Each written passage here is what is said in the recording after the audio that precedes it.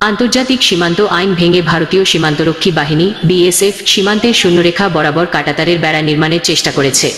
বুধবার 18 আগস্ট দুপুরের দিকে লালমনিরহাটের পাটগ্রাম উপজেলার দহগাম ইউনিয়নের হারিপাড়া সীমান্তে এ ঘটনা ঘটে।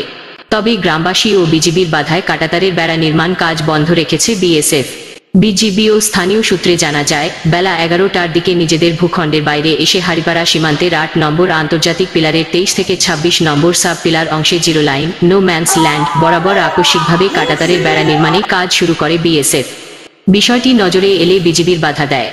এ সময় স্থানীয় কিছু মানুষ ওই সীমান্তে জড়ো হয়ে প্রতিবাদ শুরু করে। এই অবস্থায় সেখানে অতিরিক্ত বিজিবির মোতায়েন করে সতর্ক নজরদারি করা হচ্ছে। অপরদিকে ওপারেও অতিরিক্ত বিএসএফ মোতায়েন করা হয়েছে বলে জানা গেছে।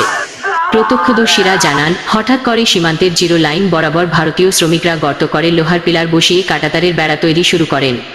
এর কিছুটা দূরে বিএসএফ সদস্যরা বাংলাদেশের দিকে অস্ত্র তাক করে টহল শুরু করেন। এ সময় সেখানে স্বাভাবিকের চেয়ে অনেক বেশি বিএসএফ সদস্যকে দেখা যায়। গ্রামবাসী ও বিজিবির সদস্যরা বাধা দিলে কাজ বন্ধ রেখে ভারতীয়রা পিছু হাঁটে।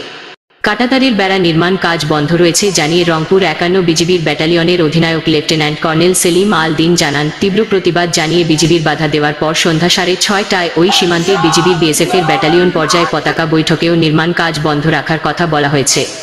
সীমান্তে টহল বাড়ানো হয়েছে বলেও জানিয়েছেন তিনি।